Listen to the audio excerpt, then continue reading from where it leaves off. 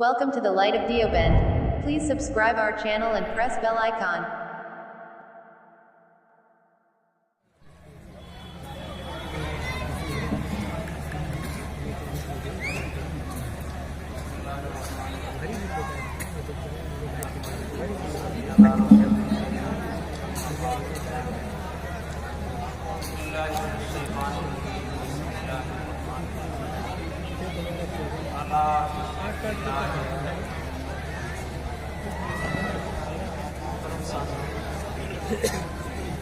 ذہن بالکل حاضر نہیں ہے، وقت بھی تنگ ہے، دو چار باتیں کئی مرتبہ آپ کے سامنے عرض کرنے کی کوشش کرتا ہوں۔ محترم حضرات، آج کا یہ دور ہے وہ الجھنوں، پریشانیوں اور بے چینیوں کا دور ہے۔ ہر شخص یہی شکوہ کرتا نظر آتا ہے، مجھے سکون نہیں، مجھے چین نہیں، مجھے راحت نہیں۔ مظاہر اسباب راحت موجود ہے، اس کے باوجود انسانوں کی بڑی تعداد اس کا شکوہ کرتے ہوئے نظر آتا ہے، اور اس کا کوئی علاج بھی نہیں۔ مطلب یہ ہے کہ ڈاکٹروں کے پاس اس کا کوئی علاج نہیں، کیونکہ راحت، سکون، چین اور بے چینی یہ کوئی مادی چیز نہیں ہے جن کا علاج ڈاکٹروں کے یہاں دستیاب ہو سکتا، جس کی دوا ڈاکٹروں کے یہاں مل سکتی، بلکہ یہ خالص روحانی چیز ہے۔ روح جب بے چین ہوتی ہے تو پھر بے سکونی ہوتی ہے اور آدمی الجھنوں کا شکار ہوتا ہے۔ اس کا علاج صرف اور صرف مذاہب ہی میں ملتا ہے، اور ہر مذہب میں نہیں، بلکہ ایسا مذہب جو برحق سچا ہو۔ اور ظاہر سی بات ہے وہ مذہب موجودہ دور میں صرف مذہب اسلام ہے۔ مذہب اسلام نے اس سلسلے میں کچھ ہدایات کی کہ اگر ان ہدایات کو اپنایا جائے، ان پر کاربند ہوا جائے، تو انسان کی زندگی میں نہ صرف یہ کہ سکون اور اطمینان پیدا ہوگا، بلکہ خوشیوں کی بہار آ سکتی۔ پہلی چیز یہ ہے کہ انسان ذکر اللہ کا پابند، یہ سب سے اہم چیز ہے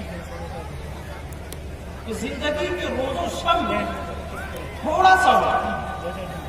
اللہ کے ذکر، اللہ کی یاد کے لیے نکالے۔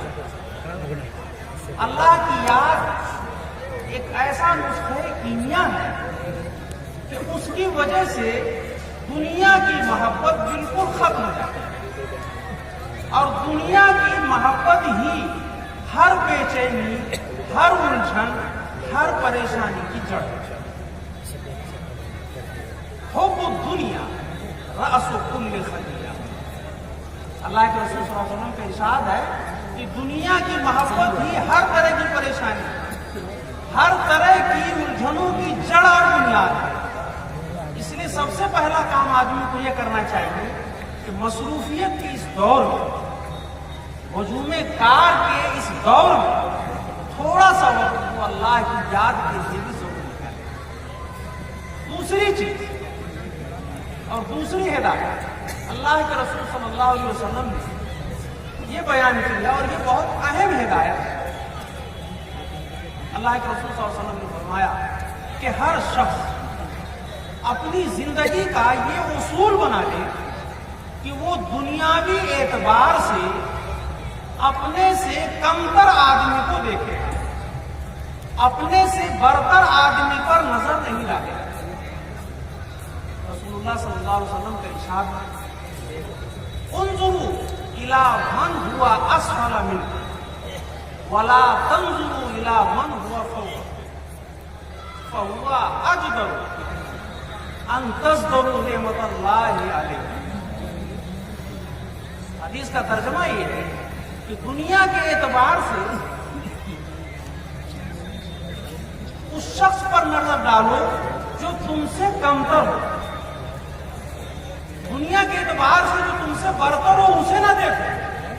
اس کی وجہ سے تمہارے اندر جذبہ شکر پیدا ہے۔ اور یہ واقعہ، یہ حقیقت اور بہت کڑوی حقیقت ہے اور سچی حقیقت ہے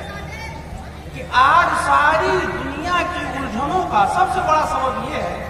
کہ ہر آدمی دوسرے پر نظر ڈالتا ہے اور نظر ڈال کر یہ سوچتا ہے کہ فلاں آدمی کے پاس اتنی دولت ہے، فلاں آدمی کے پاس اتنی جائیداد ہے، فلاں آدمی کے پاس اتنی دکانیں ہیں، اتنی زمینیں ہیں، اتنے مکانات ہیں، اتنی شاندار گاڑی ہے، اتنا بہترین کاروبار ہے، نوکر چاکر ہے، گویا کہ ایک ریاست ہے۔ یہ ساری چیزیں دیکھ کر کے اس کے دل میں ایک حسرت پیدا ہو اور وہ چاہتا ہے کہ یہ ساری چیزیں مجھے بھی حاصل ہوں، پھر وہ انہیں حاصل کرنے کی کوشش بھی کرتا ہے۔ آج دفعہ جائز طریقے سے، جائز ذرائع سے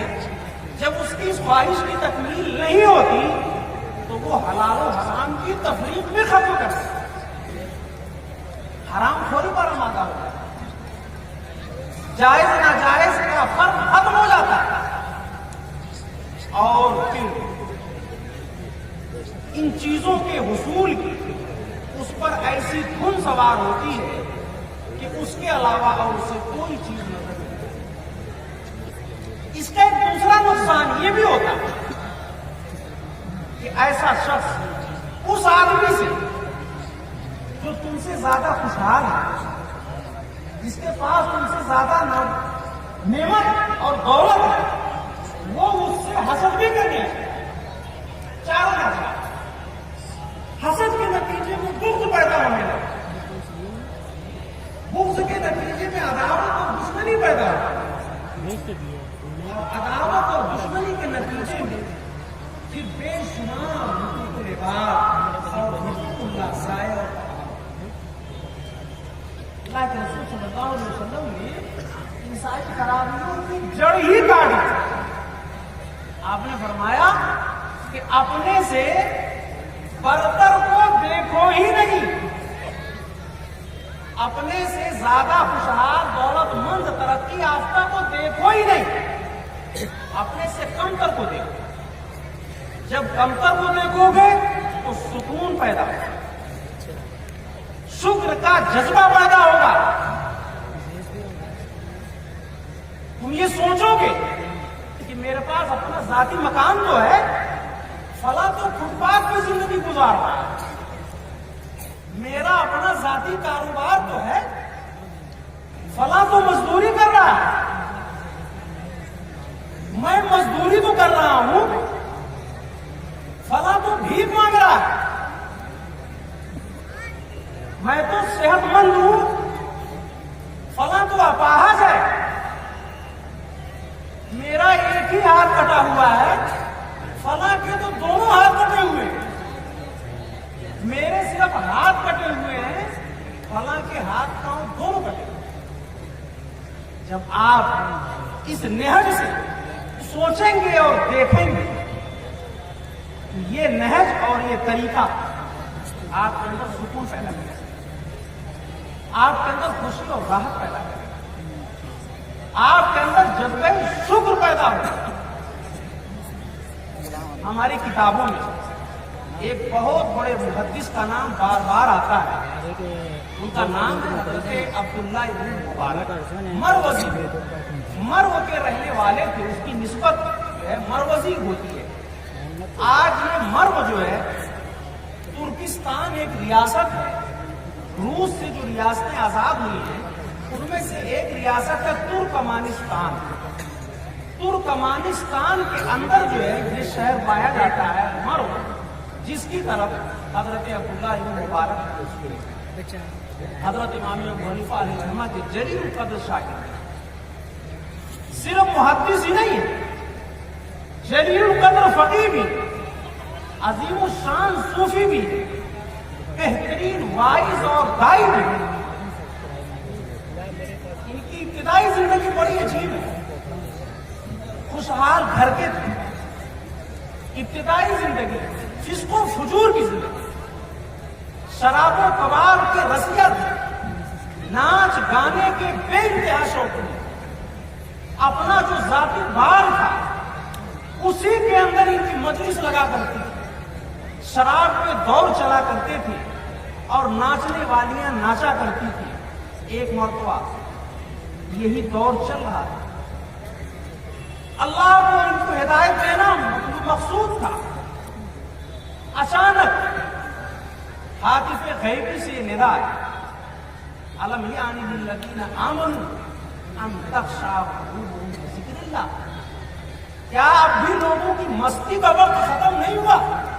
کیا اب بھی لوگوں کی غفلت کا وقت ختم نہیں ہوا؟ یہ آیت، یہ آواز سنائی دینی تھی کہ حضرت عبداللہ بن مبارک فرمانے لگے، بلا یا ربی قد آن، بلا یا ربی قد آن۔